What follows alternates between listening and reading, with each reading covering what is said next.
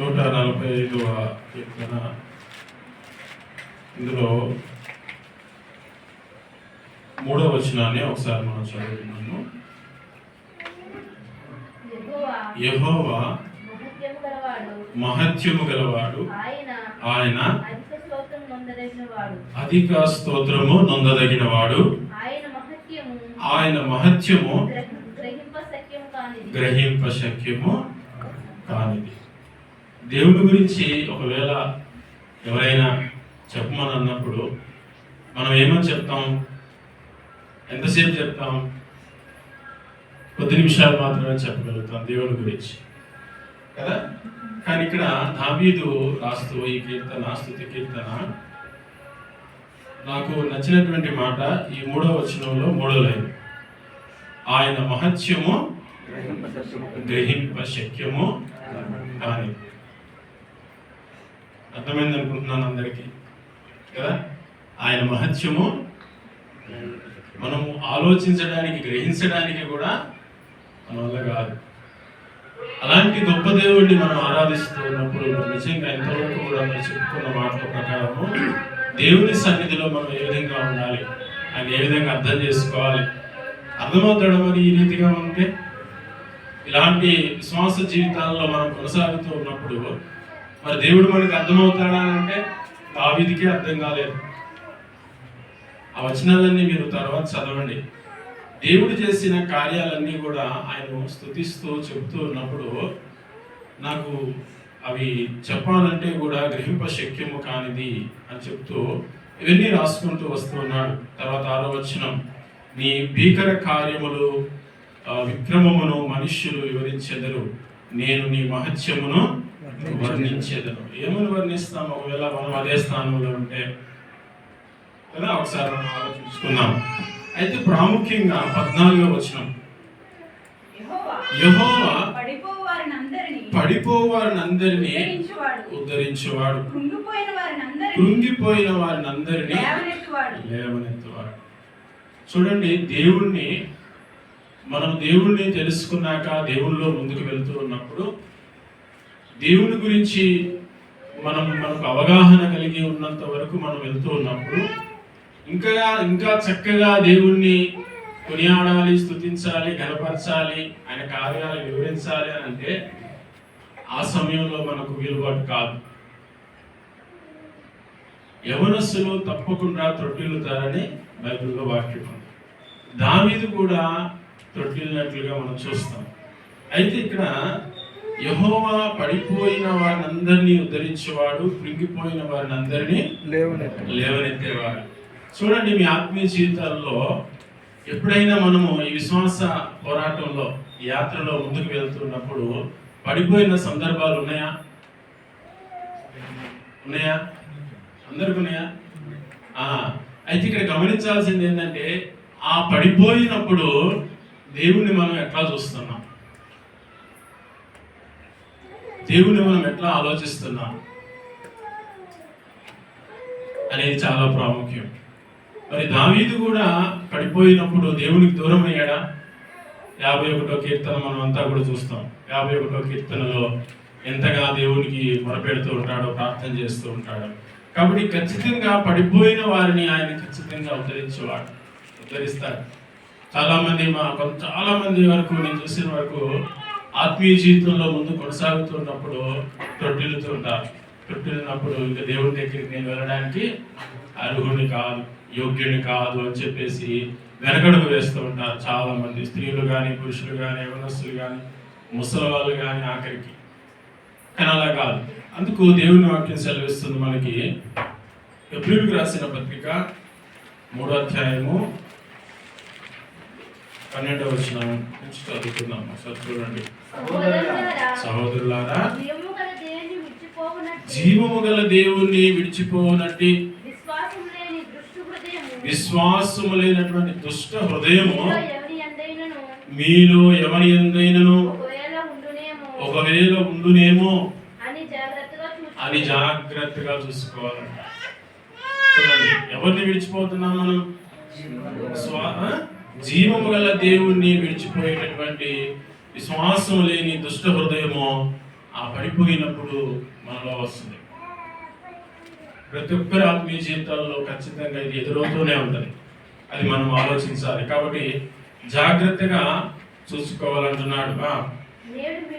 నేడు మీరు ఆయన శబ్దమును విన్న యెడల కోపము పుట్టించినప్పటి వలె మీ హృదయాలను, దేవుడు అంటున్నాడు, మీ హృదయాలను కఠినపరచుకోవద్దు.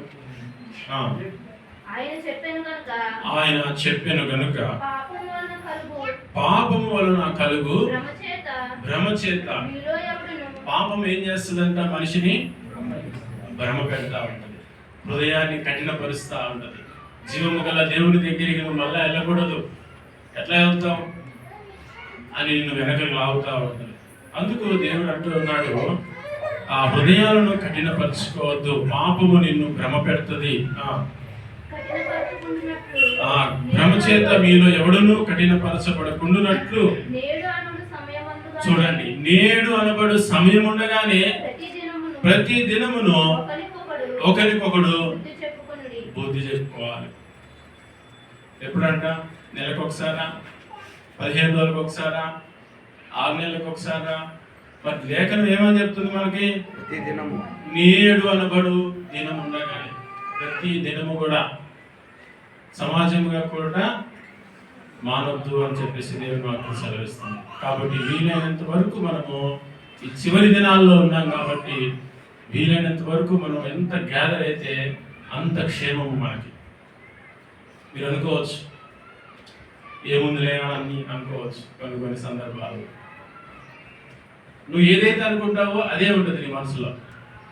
నువ్వు ఏదైతే ఉద్దేశించి దేవుని సన్నిధికి వస్తావో అదే వస్తుంది నీకు. ఇప్పుడు ఎక్కడుంది లాక్? ఎక్కడుంది కీ? ఎక్కడుంది కీ? మన దగ్గరే ఉంది. తాళపు చెవి మన దగ్గరే ఉంది. మన హృదయంలో ఏదైతే విశ్వసించి మనం దేవుని సన్నిధికి వస్తామో అదే ఉంటుంది, అదే మనకు జవాబు, అదే మనకు సమాధానం. ఇప్పుడు రక్తస్రావం కలిగిన స్త్రీ ఉంది, తెలుసు మనందరికీ కూడా. తన మనసులో ఏమనుకున్నది? అది దొరికిందా లేదా? ఆమెకి దొరికిందా? దొరికింది. పొట్టి చెక్కయ్య గురించి మనం చూసుకుంటాం. తన మనసులో ఏమనుకున్నాడు? ప్రభువుని చూడాలనుకున్నాడు. దొరికిందా లేదా? దొరికింది. ఇలా చూసుకుంటూ వెళ్తే మన మనసులో ఏ నిశ్చయతతోటి మనం దేవుని సన్నిధికి వస్తామో నీకు అదే దొరుకుతుంది. కేర్లెస్గా వచ్చావా? అట్లనే ఉంటుంది. నీ మనసుని ఏ విధంగా అయితే సిద్ధపరచుకొని దేవుని సన్నిధికి వస్తున్నావో అదే అన్నమాట నీకు ఆన్సర్. నీ ఆశ, ఆసక్తి, ప్రేమ, దేవుడి మీద ఆశ, నేను బాగుపడాలా లేదా, ఇవన్నీ కూడా మనం చూస్తూ ఉన్నాం. కాబట్టి హృదయాన్ని కఠినపరచుకోవద్దు. మనం అనుకుంటాం, నా హృదయం ఎందుకు కఠినమైపోయిందని మనం అనుకుంటూ ఉంటాం. లేదు లేదు, ఒక్కసారి నీకు నువ్వు అద్దంలో ముఖం చూసుకో. ఏ అద్దము? ఈ అద్దంలో ఇంటికి వెళ్ళిన తర్వాత ముఖం చూసుకుంటే నా హృదయం ఎంత కఠినంగా ఉందో నీకు అర్థమవుతుంది. నా అంటే నాది కాదు, ఎవరికి వాళ్ళది కదా. మన హృదయాలు ఎంత కఠినంగా ఉన్నాయో దేవుల్లో, ఏ విషయంలో ఎక్కడ మనం తప్పిపోతున్నామో అనేది చక్కగా మనకే అర్థమవుతుంది. అందుకే అర్థంతో వాక్యాన్ని పోల్చినట్లుగా మనం చూస్తున్నాం.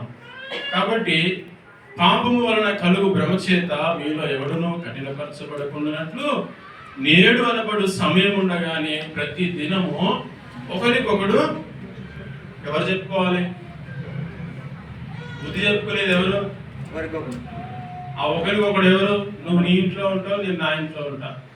నువ్వు నీ కంపెనీలో ఉంటావు, నేను నా కంపెనీలో ఉంటా. నీకు బుద్ధి చెప్పుకునేది ఎక్కడ? ఆలోచించండి దయచేసి. దేవుని సన్నిధి ఒకసారి నాకు బాగా గుర్తుంది, ఎప్పుడు మర్చిపోలేము మేము.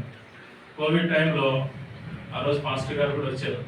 ఒకసారి కోవిడ్ టైంలో ఒక 4-5-6 మంది మేము ఆనంద్ వాళ్ళ రూమ్లో గ్యాదర్ అయినప్పుడు ఆ రోజు నిజంగా అందరి హృదయాల్లో ఉన్న విషయాలన్నీ కూడా ఒప్పుకొని కన్నీరు గార్చి ఆ రోజు ప్రార్థన చేశాం. ఆనంద్కు గుర్తు ఎక్కడుండే ఆనంద్. కొంతమంది ఉన్నారు ఆ రోజు, రాజశేఖర్ గారు కూడా ఉన్నాడు, జయపాలు, నేను, ప్రదీప్. అట్లా ఒకరికొకరు బుద్ధి చెప్పుకోవాలి. బుద్ధి చెప్పుకోవాలంటే ఖచ్చితంగా సంఘంగా మనము కూడుకోవాలి. ఏదైనా మొదటి నుండి మనకున్న దృఢ విశ్వాసము, మధ్యలో ఎక్కువ ఏది ఉండదు. మొదట్లో ఉన్నటువంటి విశ్వాసము మధ్యలోకి వచ్చేసరికి మన ఆత్మీయ జీవితాల్లో ఎక్కువగా చాలా మంది ఏమనుకుంటారంటే ఎక్కువ అవుతుంది అనుకుంటారు. ఏమవుతుంది? తగ్గిపోతూ ఉంటుంది. లేదు నేను బాగానే ఉన్నాను, విశ్వాసంలో బాగా ఎదుగుతున్నానని నువ్వు అనుకుంటావేమో, కానీ ఒకసారి మీరు పరీక్షించి చూసుకోండి. మొదట్లో ఉన్న విశ్వాసం, దేవుడి దగ్గరికి తొలి దినాల్లో వచ్చినటువంటి విశ్వాసము మధ్యలోకి వచ్చేసరికి ఉండదు. చివరికి పోయేసరికి నా పాట పాడారు ఆరాధన టైంలో, చివరి వరకు అయ్యా నీ పేరే ప్రకటించాలని. నిజంగా చివరి వరకు వెళ్తే ఆ మొదట్లో ఉన్న విశ్వాసం మనకు ఉంటుందా? ఉండదు. అందుకే అంటున్నాడు జాగ్రత్తగా కాపాడుకోవాలి నీ విశ్వాసాన్ని అని. అందుకు చూడండి, ఇక్కడ మొదటి నుండి మనకున్న దృఢ విశ్వాసము అంతము మట్టుకు గట్టిగా చేపట్టిన ఎడలని క్రీస్తులో. చూడండి, గట్టిగా చేపడితేనే క్రీస్తులో మనం